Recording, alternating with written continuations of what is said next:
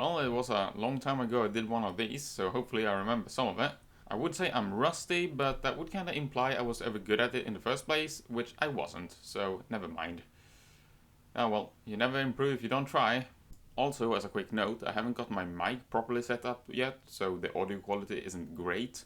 And in addition, the recording environment and microphone in general just isn't great either. So we'll see how good I'll be able to get it, and in the meantime, the audio quality is probably gonna be somewhat varied as I try to find the best setup. Hopefully I'll be able to get it to a reasonably decent level, even though the recording environment and microphone isn't that great overall, but we'll see what we can do. You work with what you have, don't you? Now, what was it covering again?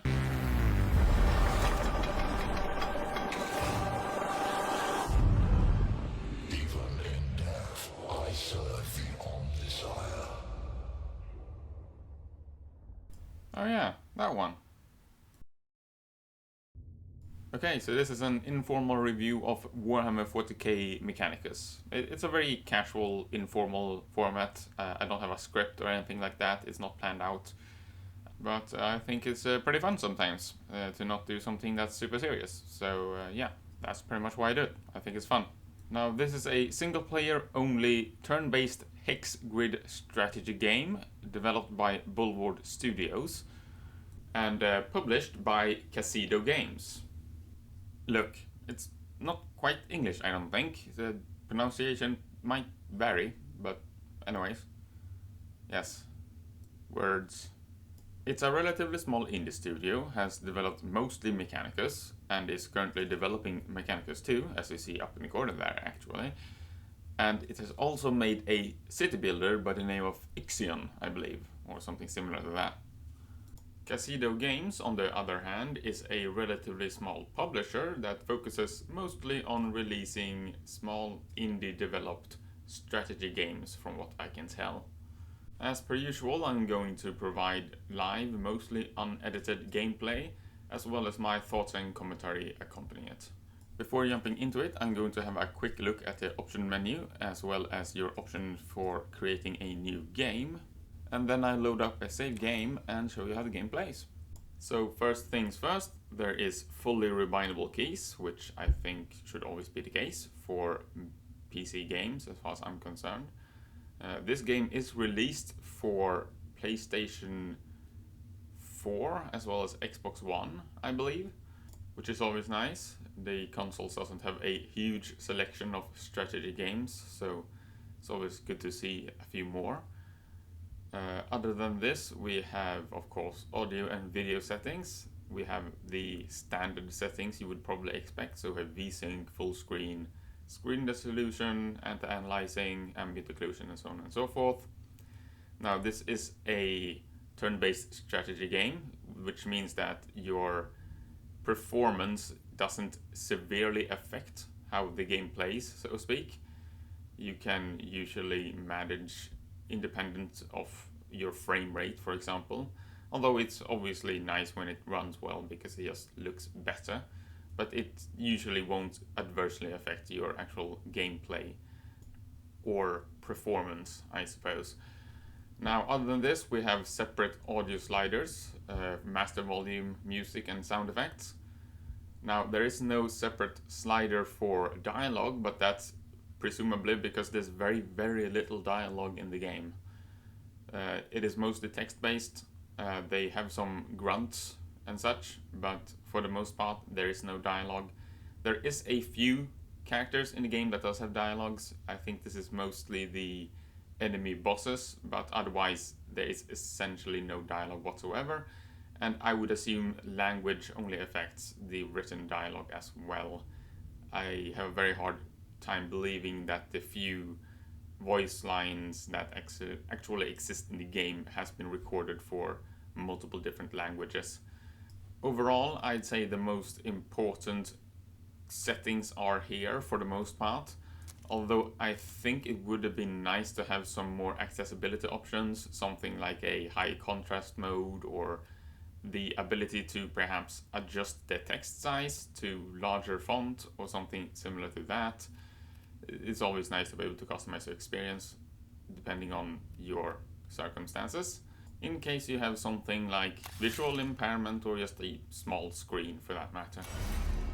Now, right off the bat, I would like to note that I am by no means a pro when it comes to text-based strategy games. I play on normal, that is okay for me, that works fine, but this also means that I'm probably not going to have a great way to evaluate the difficulty for people who have more experience with these kind of games. That being said, it is kind of nice that you have a very clear description of what the different modifiers are for the different difficulties. This is something I very much appreciate, and I wish more games actually did this, because depending on what you change, the experience can become very different. Just as an example, if you have a FPS game which only modifies the health and damage output of the enemies may very well get very bullet spongy and annoying in the harder difficulties. However, if they change other features of the game, such as for example the enemy perception, the enemy intelligence, the amount of enemies or the amount of resources you find, this is obviously going to get have a very different effect on the game experience. In this case, however, I am playing on normal since I am not especially experienced in hex-based strategy games. Other settings that's available is of course skip tutorial, which is always nice. They also have Iron Man mode and permadeath mode, which seems horrifically frustrating for a strategy game with a lot of random chance and dice rolls, but well, there you go. I guess that's always nice for those who would like to try that as well. Other than these sort of standard settings, we also have the ability to customize the difficulty with a relatively large amount of options and features you can configure to your liking.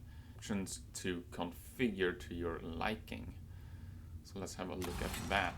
So as you see here, there's a rather large range of different options you can configure.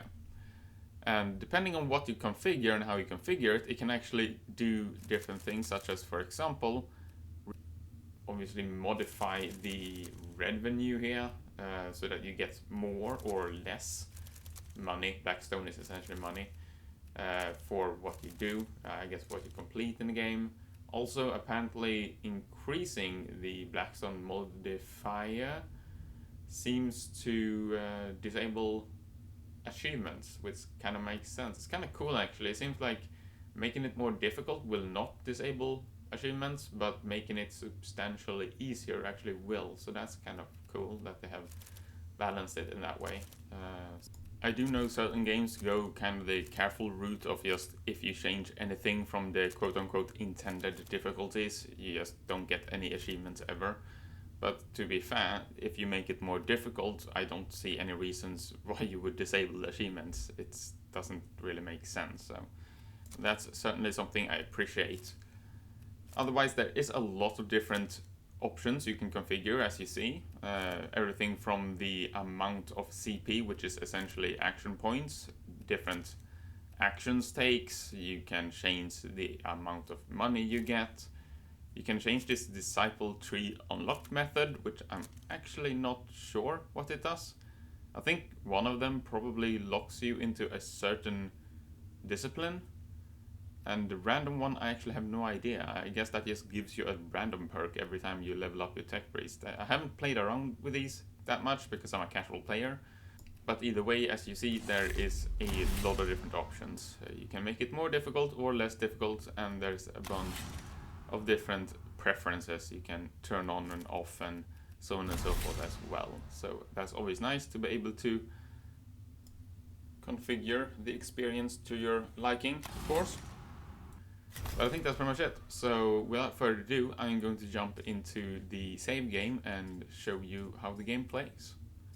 Alright then, here we are. So let's just jump into the save game I have around midpoint, I believe, and I'll show you what's going on. So this game can sort of be sectioned up into 3 different parts. We have this one, which is basically the mission select as well as the upgrade part. of the game, where you can upgrade all your different tech priests, as well as see all your different minions, or perhaps soldiers, I suppose. Then we have the kind of exploration phase, where you explore the dungeon, or quote-unquote explore. I'm gonna show you how that works later, of course. And then we have the combat phase, which is your kind of standard, typical hex-based strategy game combat, I guess, more or less, at least from my experience, but I am not a veteran player of hex-based strategy games, so I suppose take that as you will. Firstly, we have this kind of list of different things you have upgraded or found throughout the game. These are things you get through missions, for the most part. Weapons you find through missions, items, and these upgrades, as well as the actual creatures themselves, or soldiers themselves, you also find through missions. These upgrades you find through missions, these are the only ones you do not find through missions, because they are completed through completing some kind of task or challenge or whatever you want to call it. And it's various different things. It can be things like actually taking damage, or dealing damage of a certain type, or this thing, which is unlocked by question mark. I have no idea what it is, but you know, that's a mystery for everyone. Secondly, we have the mission area, or mission screen. Here you choose which mission you want to go on, and also lists all the things you will get by completing it. Almost all of the things, at the very least. There is instances where I have found items as well as weapons inside a mission that is not actually listed here. It is rather rare, and these are the only things I have actually found. So I've never found anything else. I've never found a minion. I've never found a kind of upgrade to cognition, such as these ones. Only weapons or items. From what I can tell, that's the only thing you can actually find randomly inside a mission as well. These are your soldiers. You cannot upgrade these by any means other than completing missions. You can't buy anything for them. They cannot equip weapons or items or anything like that. Your tech priests, however, very much can. So your tech priests have 3 different types of things they can use, basically. It's weapons, armor, and items. Items comes in 2 varieties, ones that you can equip on top here, and the other ones you can equip down here. These can do a variety of different things. As you see, it can be things like a scanner, which reveals statistics, yes, words, statistics, that's how we say it, of an enemy. We have things that can heal you, we have things that can boost your damage, such as this one.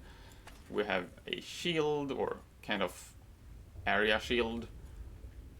We have this thing, which can collect cognition points. We even have this thing, which increases your evade as well. Basically everything you can equip here will take a certain amount of augment points, or augment capacity, as you see here. This capacity gauge, or whatever you want to call it, is upgraded as you upgrade your priest. The higher the level of the priest, the more augment capacity you have, and the more high-powered weapons or items or armor you'll be able to equip on your tech priest. Now, armor you actually only unlock through upgrading your tech priest. So that is one of the items, or the only item I think, that you can't actually find inside of missions. Everything else you're going to be finding throughout your missions, or as a reward for doing missions. There's a number of different ranged weapons, but only seems to be one type of melee weapon, which is the power axe. The power axe deals physical damage, and it's melee. It's basically as simple as that. The ranged weapon has a much wider range of damage of various characteristics, more so. They can do physical damage, although most of them do energy damage, yes. They deal energy damage for the most part, and they have different kind of weird special effects, I guess. This one, for example, is a single target weapon, but it splits into an arc when it hits its first target, and that will deal a large area damage for all the enemies that's behind the first target. And then we have this one, which deals some acid damage. We have this one, which is basically a kind of a flamethrower style of thing. So it's basically an arc. We have this one, which does basically nothing special. It has pure damage, meaning you don't actually... You can't reduce it at all, I think. I don't believe you can reduce it in any way. I think it penetrates both types of armor. And I don't think there's any pure damage armor that you can use in the game, actually. In addition, every weapon also have a machine spirit charge thing, which does something special. This one, if you look at right under the kind of description there, it says machine spirit effect. This one increases the size of the arc. This one just increases the damage. This one will destroy a little bit of energy armor if it has the machine spirit activated, and so on and so forth. The machine spirit is activated through basically doing a number of attacks.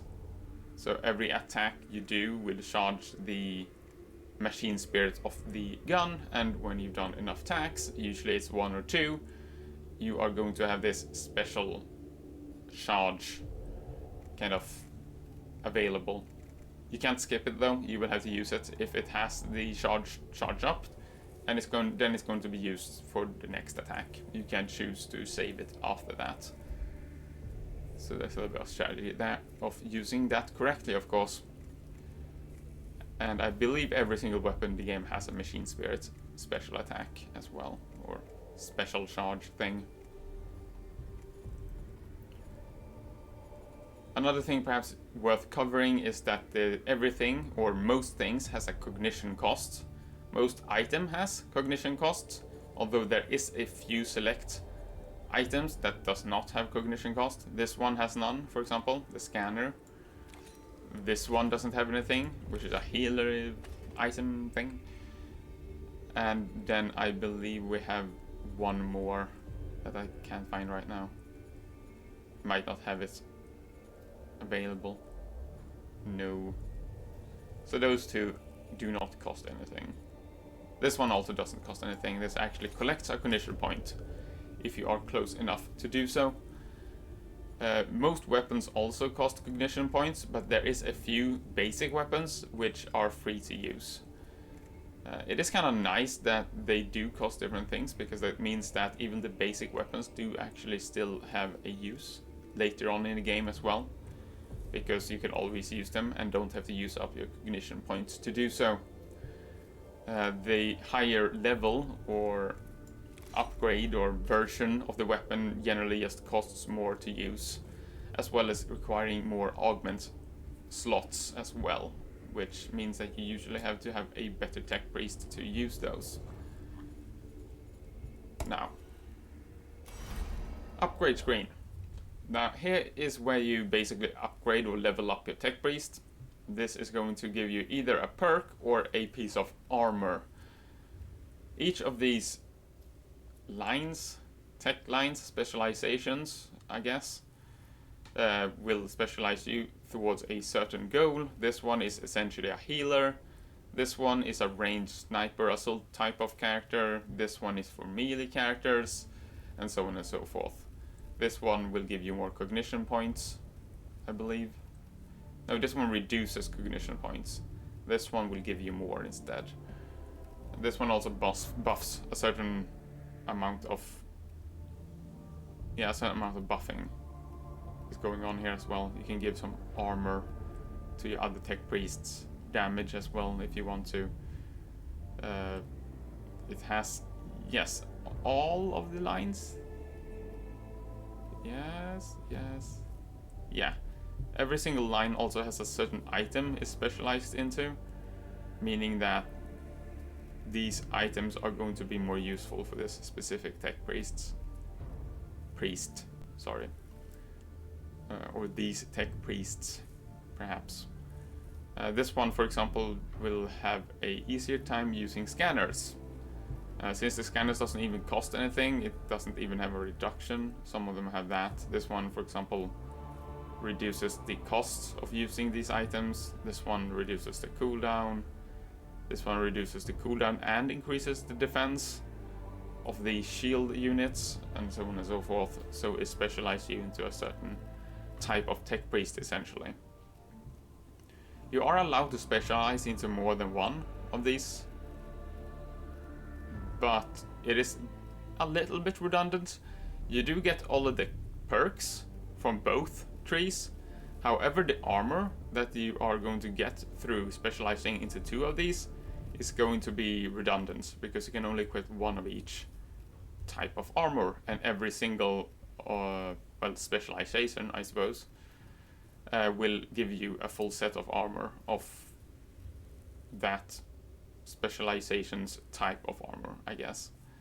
It can be useful if, for example, there is a helmet in this specialization that you specially like, but you do not like it in this one. You can have some use by swapping between the two and using the one you prefer, but otherwise there's no reason to have more than one. So yeah, that's pretty much it when it comes to upgrades and armor.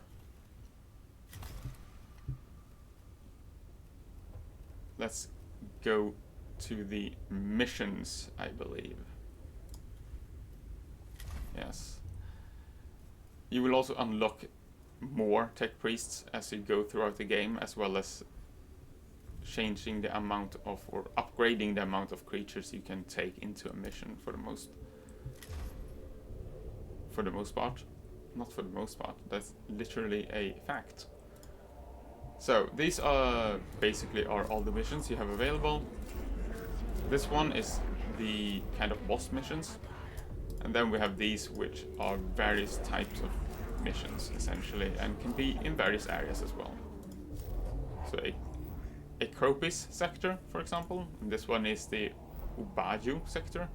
There you go. There's nothing like especially distinct between the sectors. It's just mostly the environment, I guess, aesthetics. At least from what I can tell, there's nothing especially distinctive between them, other than that it's distinctive, aesthetically different, I suppose.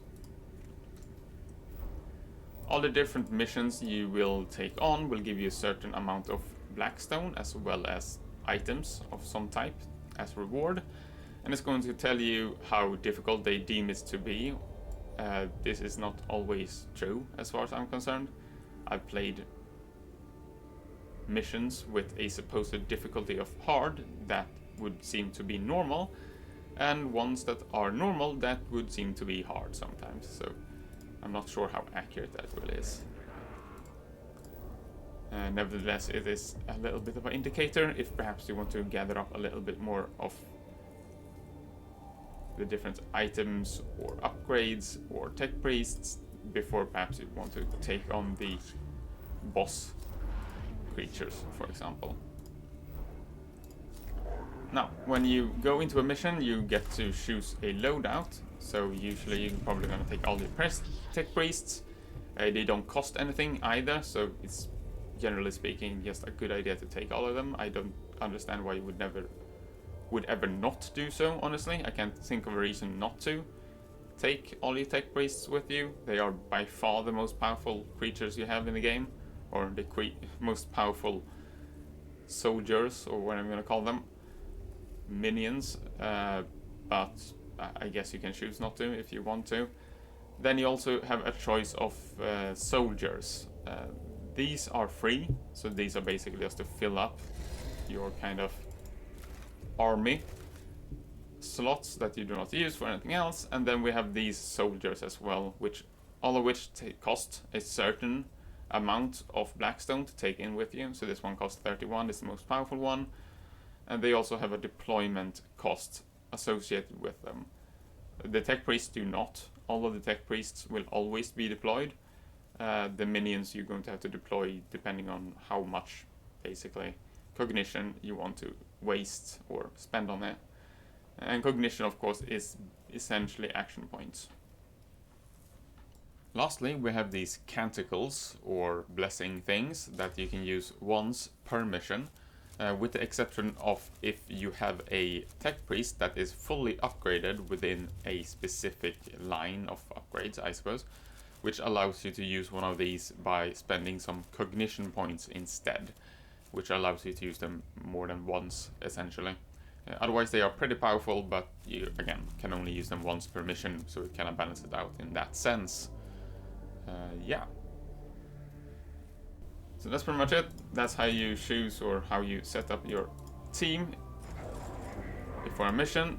I am going to jump into a mission and I'm going to show you what is going on there. I'm just going to find one that is reasonable for me to take on. And there we are. I think this one will work just fine.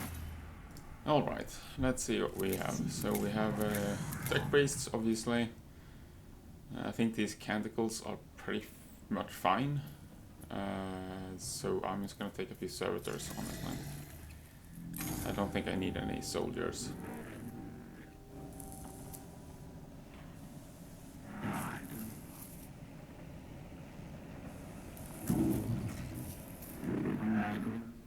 As you probably hear that, that's basically the grunts, or what do you want to call them? It's like some vague robot sounds. And that's pretty much what you get from the dialogue for the most part. There is, again, a few bosses which has minor amount of dialogue, but yeah, for the most part it's mostly just grunts. So yeah, this is basically the exploration phase. You go to a certain specific room, or one room or another. You pick one of 3 action, and something happens. It's probably the weakest part of the game, honestly. It feels excessively random. It really does. It doesn't seem to have any kind of reason or logic behind what the decisions do, really, for the most part. Well, actually, that's not quite accurate. There seems to be some kind of connection between what you do and what you get. For example, if you destroy something, it tends to give you Blackstone if you are successful. The problem, however, is that various different actions that are basically the same can succeed or not succeed completely randomly, depending on which encounter it happens to be, it would appear.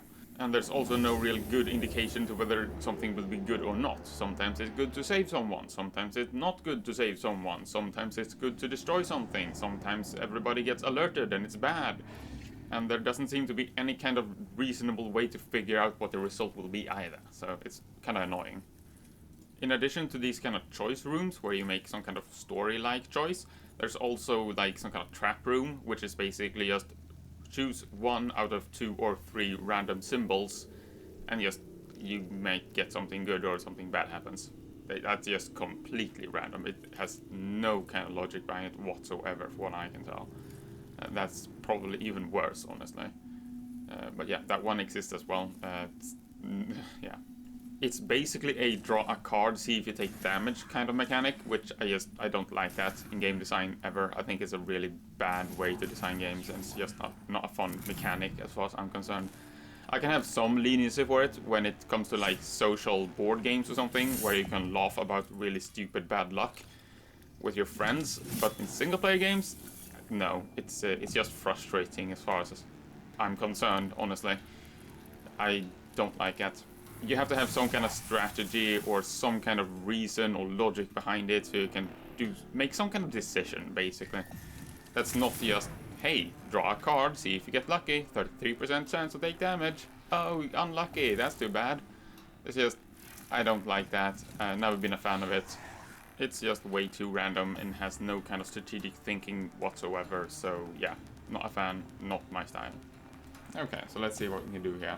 So this is the guy that can use canticles if you have some action points or cognition points, which I don't right now, essentially. Well, actually literally 0, so I'm gonna grab one of those. And then I am going to, I think I'm just gonna shoot the guy here, and I am going to use the gamma pistol because that is the weak pistol, which doesn't use any cognition points, so it doesn't take any action points to use that one. There we go. Good. I can also... Yeah, by the way, as you see when you move around here, you see the little weapon icon on the enemies. Let's see here. I'm gonna put on some armor on my guys so they don't get murdered. But yeah, when you move around, as you see, there's a little like weapon icon. Now it won't show because I don't have cognition points to use the weapon, which means it doesn't show anymore. Otherwise, it shows up as you saw before. But yeah, that should absorb basically all the damage because I used the armor boost before. Yeah, no, I don't have any cognition points, right? But I do have this thing, which decreases the amount of, well, the cost of any weapons, which means I can now use this for free. So that's very useful. Now, of course, the reduction thing has a 3-second cooldown, as you saw that. So, or as you see that. So I'm not going to be able to use that for a little while, but that doesn't really matter too much. It should be fine. Alright, I'm just gonna check the turn order here, and yeah, I am probably just gonna end it here. Yeah, should be fine. The enemies doesn't really do anything with the cognition points, honestly. They just basically steal them so you can't take them yourself. This is the guy that earns cognition points a lot. He gets a free cognition points if you have 0 when this guy starts his turn, so that's good. He can also collect cognition points from one of these, and he gets both cognition points. This guy has a perk that makes him collect all the cognition points from wherever you collected, basically. But yeah, as you see here, from this range I can use the red weapon, which is the gamma pistol. Here I can use whichever. But as you see, the weapons have different range. So here I can use the gamma pistol, there I can use the flamethrower thingamajig, or the grenade launcher, or whatever you call it as well. So I think I'm just going to use the gamma pistol because it doesn't cost anything. And I think that's probably it. Could scan this guy so I know the stats. Yep, he has energy resistance, good to know. And after this guy, it's my last tech priest in turn. I can use a lot of different things here. Or, well, I get to do quite a few things here since I get to use all my tech priests, basically. Now in a row. Start with going here. And it doesn't cost anything. If I would have liked to go further into the orange area there, that would have cost a cognition point, but that wasn't necessary here. Since I can just shoot from here, and I completely forgot I probably should have scanned him first, because he absorbs energy damage, meaning my gun didn't do anything, because all the damage that would have done, had he not had any energy damage, was absorbed. So that's kind of annoying, but yeah, okay. I'm just gonna go and hit this guy then. Actually, by the way, since I saw his armor, that actually means I already had scanned him. I'm just stupid, by the way. So I'm just gonna use this one, which gives me a little bit of boost to the damage. And this one is gonna smack the living hell out of this guy. There you go. I got a little bit lucky with the damage there as well. So it could have, yeah, well, it could have dealt 7 damage if it was really unlucky, but then was obviously from 7 to 9. So yeah, I had a 66% chance of at least succeeding in that one. I am poisoned because the insect thing hit me, but yeah, there you go. So yeah, the enemies also have poison and stuff, of course. It's not just you who has special things. Yeah, I think I'm just gonna use the arc pistol. It has a pretty good damage right now, and it costs nothing because it's a weak pistol technically. So there we go. Good. That should do. Other than that, there's nowhere else to collect cognition points from, I don't think.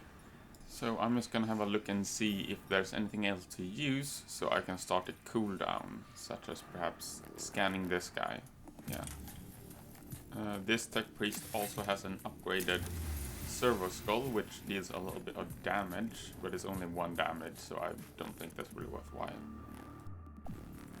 I take essentially no damage right now as well, mostly because of the kind of armor buff I set. That one will last a turn, so next turn it's not going to be available anymore, but I have managed to kill most threatening enemies, so it shouldn't be a huge problem. We are at the start of a new round, which allows you to deploy your minions, and can also sometimes trigger the spawning of new enemies as well. This is not an especially difficult battle, as you might see. Yep. So, servitors can be good to soak up damage. They gain a cognition point when they get hit, which is rather useful, which means you can use them as kind of a damage soak, basically, or a damage tank, basically just to soak up damage. Now, I am probably just gonna shoot this guy. It's also worth mentioning that enemies spawns from other things than just ending a round. Quite often they spawn when you complete an objective. Say, for example, if you're supposed to scan something, when you do so, that will tend to trigger enemies to spawn as well. I got a cognition point here, which is kind of nice.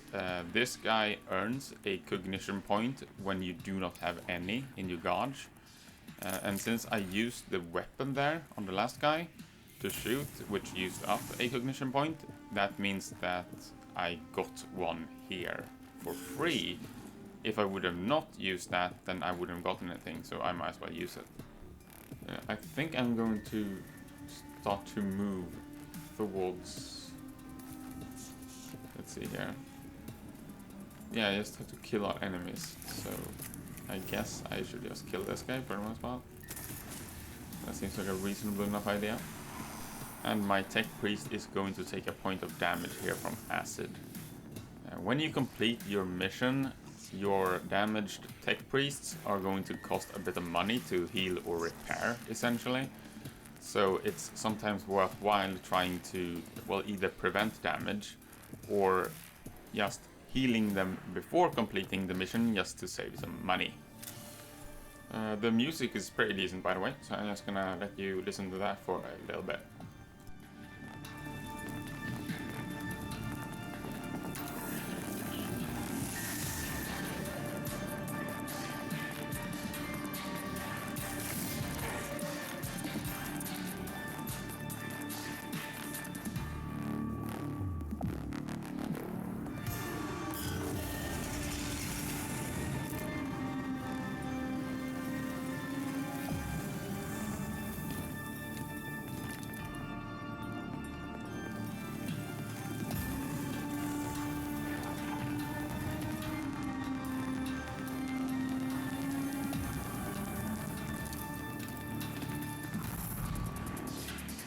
It's pretty good, as far as I'm concerned. So yeah, not too bad. Deploy one of these, I think. That makes sense, as far as I'm concerned. And I can just move this guy into the range of the shield. So if someone wants to shoot them, that's going to be useful. This is actually a taunt, but taunt is also going to gain this guy a little bit of a shield, which is kind of useful. So I'm going to use that just to reduce the damage it takes. I still get the same amount of cognition points, so it's all good, even though he doesn't technically take damage per se. Even if all the damage is absorbed, I still get the cognition points, so that's kind of nice. Both my weapons have machine spirit charge right now, so that's pretty cool. I'm going to use this one, which buffs me, both in my ability to move, but also in my damage. So I'm gonna collect a cognition point here, and then I am going to shoot this guy for a decent amount of damage, I think. The servo skulls, basically you use them for either collecting cognition points or scanning a enemy. That's basically the two uses for them. This should do a decent amount of damage, I would hope. There we go. I could heal this guy. Then I have to get closer. If I move here, I'm gonna get shot. But I think it might be worth it, because that will use up his, like, action, shooting action. And I think I have enough armor, actually. Let's see. Almost. Yeah, so I had high enough shield or armor to significantly reduce the damage I took. And this is probably, hopefully gonna ensure that this guy just doesn't die. Which means he can collect a little bit more cognition points as well. That's annoying.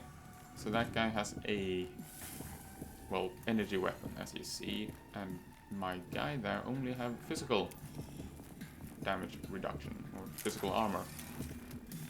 Alright. Hit him in the face, and also taunt. Increases resistance, and also makes the guy target him if he can target anything. These little minions are also completely fine losing. They don't cost anything to lose. In comparison to the tech priests, which will cost money if you lose them on the missions, when you complete the missions. So it's actually worthwhile to use these minions as basically cannon fodder, because that's what they are. That's the kind of point of them. Now I could use my weapon here, but I'm not sure I want to, because it does cost a lot of cognition points, but yeah, it might be worth it. It's gonna give me the stats of the enemy as well, because that's a special effect of the weapon. Yeah, so that did the 4 damage, which is pretty useful. And it also reduced the damage down sufficiently to maybe be able to take him out with the gamma pistol of this guy. If I get lucky, it's 1 to 2. So if I get lucky and get 2, that will be good. But we will see. Yeah, it's a little bit unlucky. I would have had to roll a 2 damage, hit that, so... oh well. Heal yourself, because I don't want to die. That's always good. Let's see, I have 2 cognition points.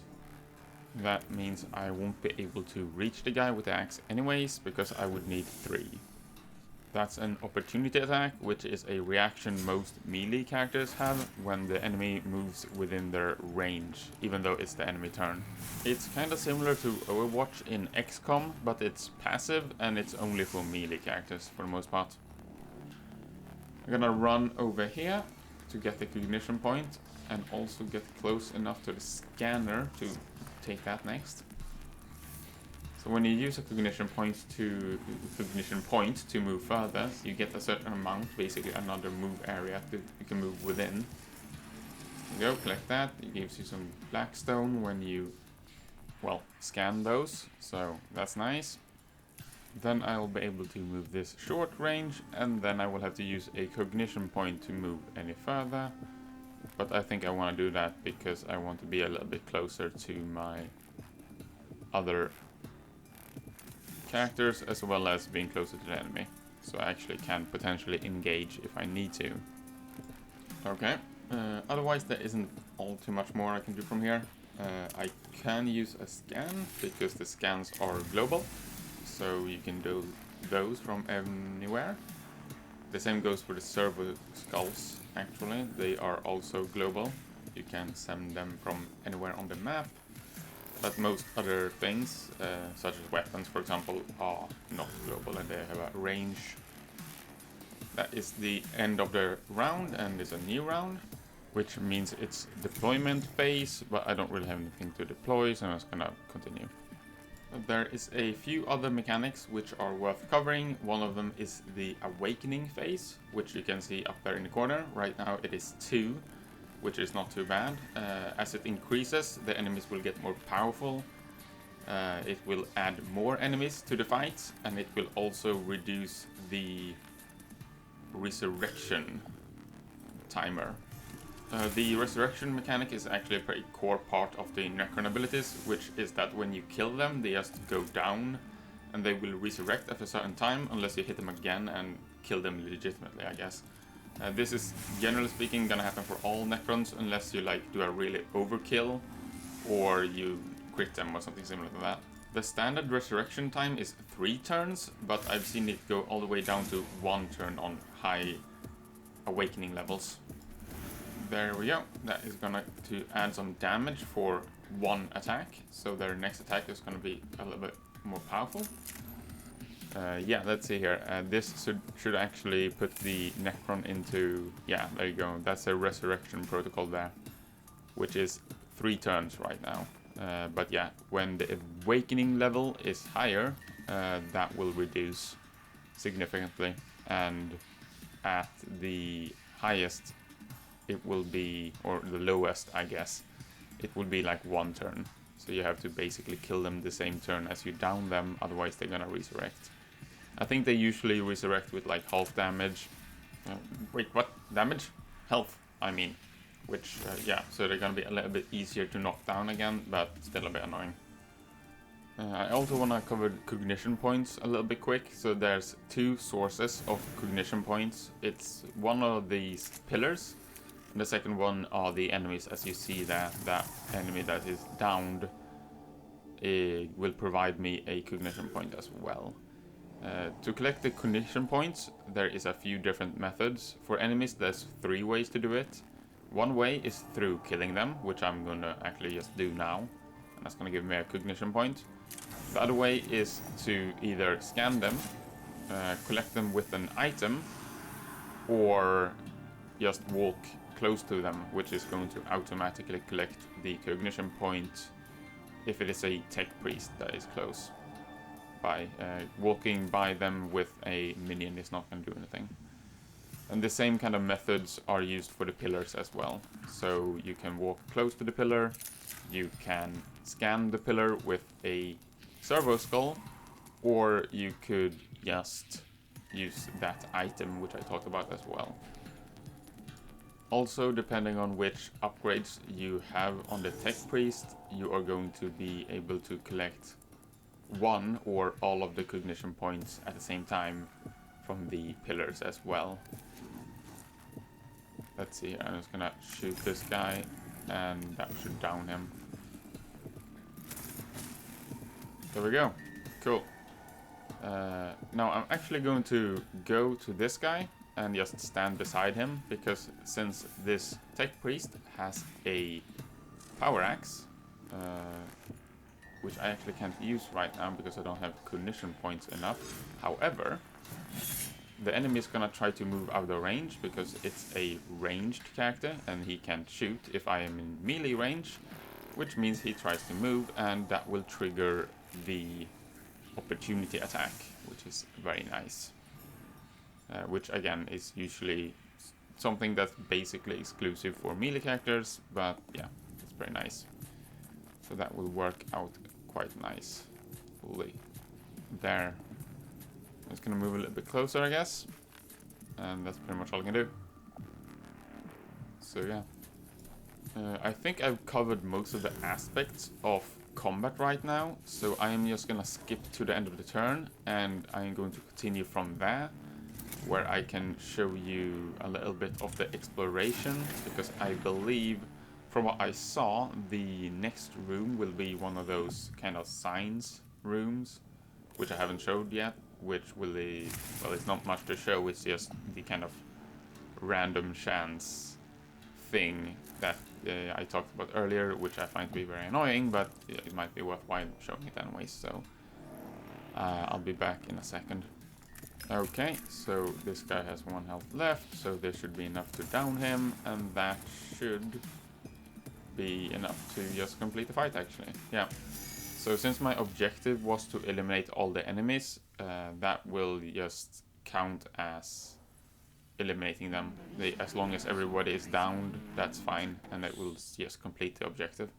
So there we go. Got a little bit of a reward here, some money or blackstone, and a random choice. Hopefully I choose the right one, I guess. as I've said before, that doesn't seem to any logic behind it, so let's just try to annihilate. Sure. There we go. Okay, that increased the awakening, but it gave me some cognition points, so I guess that's fair enough.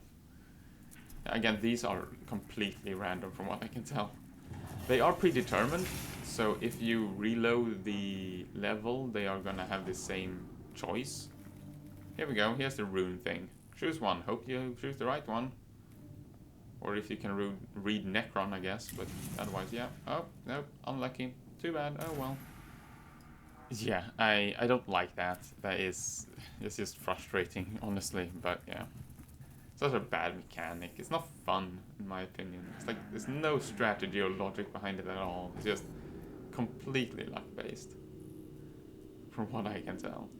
These are predetermined, as I said, but it has no logic or anything behind which one you choose. But it does mean that... Oh, well, that's nice. Okay, that's like... I got lucky, I guess. It does mean that if you get really screwed with a bunch of these rooms, you can just reload the level and choose another option. Which is... for the most part, that's not something I would probably do for most games. I don't like the kind of like, oh, I chose a bad option, try again. But when it's completely based just on random luck, I find it much more understandable, because it kind of feels like bullshit if you lose because of just, again, random draw a card, whoops, you took damage and your guy died or something. It doesn't feel fair, right? So yeah, I'm not a big fan of it, but I don't know. It's a minor part of the game, and again, you can kind of get around it. Again, if there's logic, if there's strategy, if there's some kind of way to predict it or play strategically with it, fine. But it doesn't even have a, say, for example, a percentage chance, right? It's just, well, it has a 30% chance of failing, I guess, or succeeding. You have a 30% chance for each outcome. But there's no kind of option for, say, for example, if you want to go high risk, high reward, or if you want to go lower risk but no reward, or a lower reward, or anything like that, right? It's just completely just pick one and hopefully you pick the right one. That's just not particularly interesting either, frankly. The writing is okay though. The story arc itself isn't particularly complex or interesting. It's basically a threat has appeared and you will have to eliminate that. It's basically as far as it goes when it comes to the kind of story of the game. So it's not particularly interesting in that sense, in my opinion. But it's serviceable enough, I guess. The lore and the writing itself is very neat. The dialogue seems to adhere to how you would expect a Mechanicus priest in Warhammer to speak, for example. And they seem to adhere, for the most part, to the lore of the universe. It's nothing that seems to be breaking with the lore or breaking the rules of the universe, from what I can tell. So it's kind of cool in that sense. I do like Warhammer 40k a lot. I'm not a Warhammer 40k scholar by any means. I haven't read all the novels or read all the books and so on and so forth. But I'm a casual fan, I guess. I think it's a cool universe and I can certainly enjoy reading a little bit about it now and then. But yeah, take that as you will, I suppose. Otherwise, there isn't that much more to note about the game. You've seen as it play, yes, as it plays, how it plays now, which, as I said, is a pretty standard, I would say, hex-based strategy game. It's pretty easy to get into. It's not particularly difficult to understand how it works. There's not that many strange rules for the most part. The enemies act fine, I would say. They're not hyper intelligent, but they're also not stupid.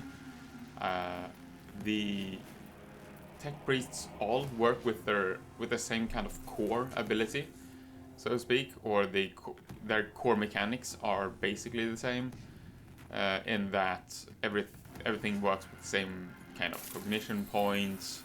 They can all equip the same kind of weapons, and they all work in the same way, even though you can specialize them with certain aspects, or certain aspects of them, or within certain areas, or however you want to put it, right? But like the core of the character is still the same, you know. There's not one that uses karma and the other one uses strength or anything like that, right? The stats are rather limited.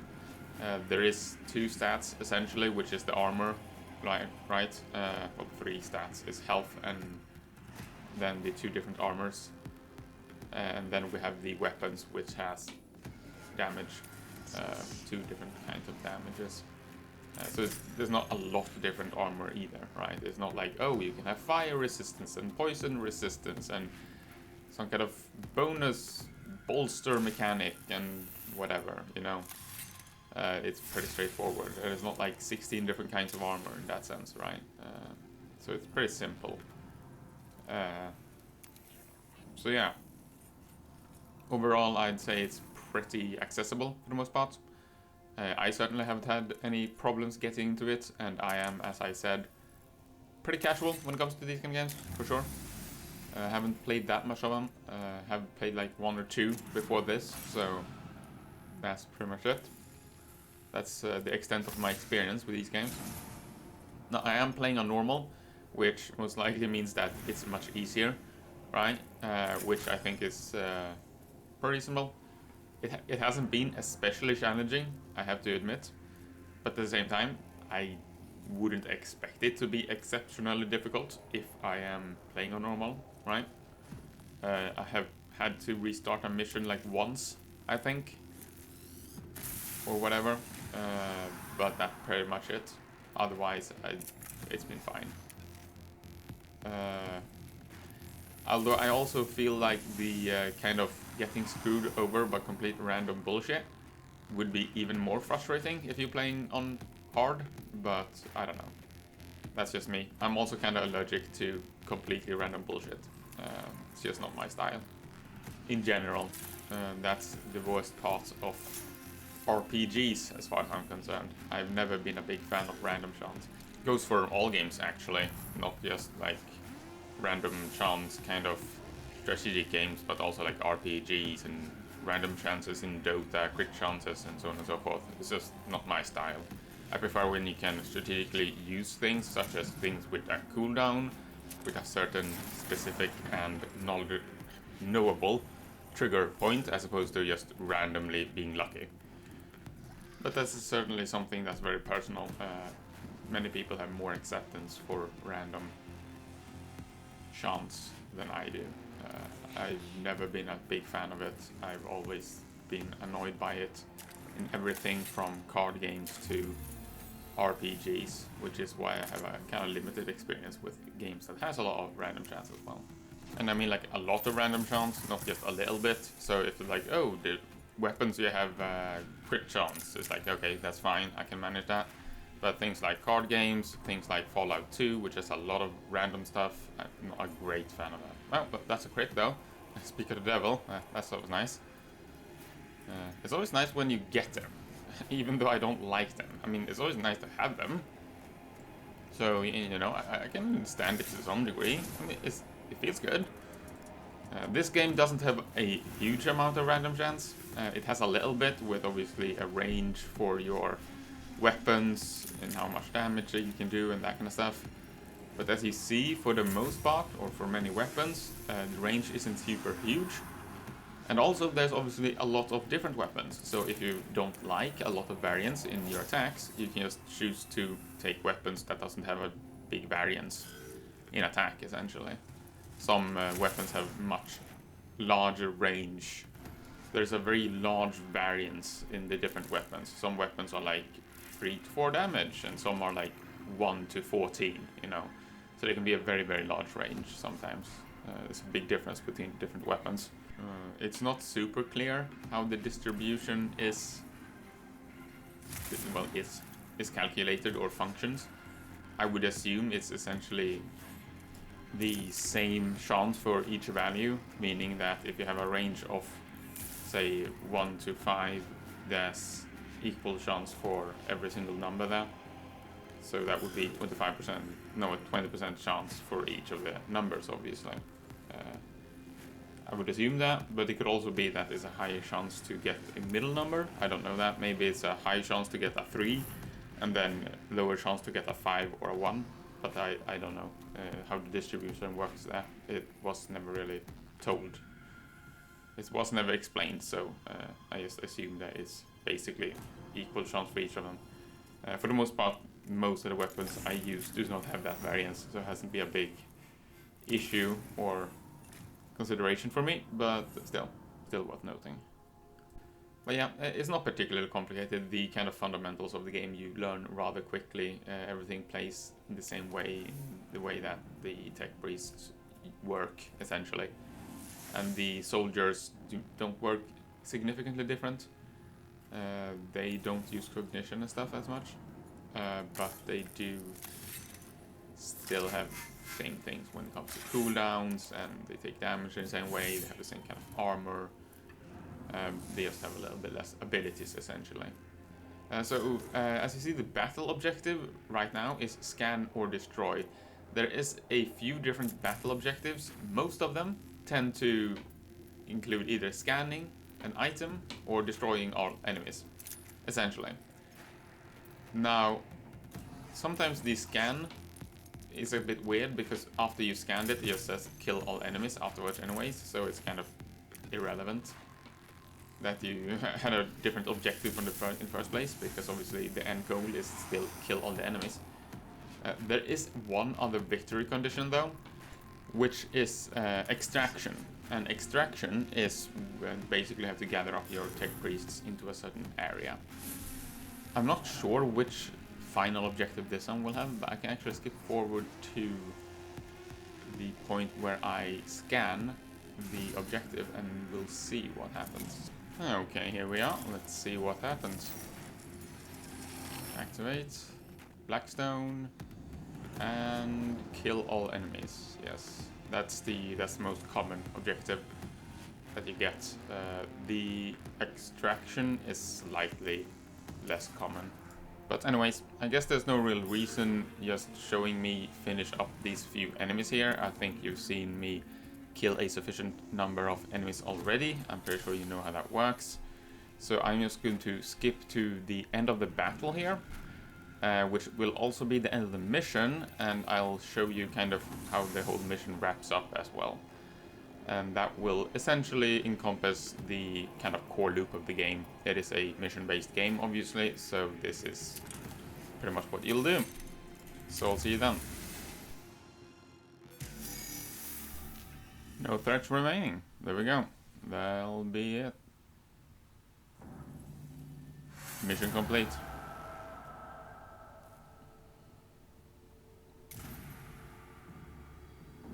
You can just pause here if you want to read it, I suppose.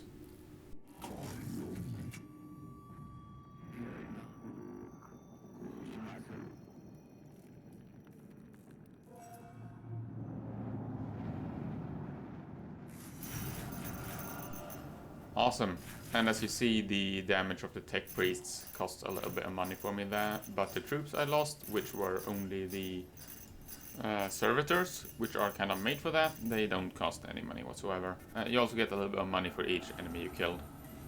So yeah, there you go. That is Warhammer 40k Mechanicus. And this has been an informal review of that title. It's pretty loose. I think next time around I'm gonna have a more scripted video, but either way, have a good one.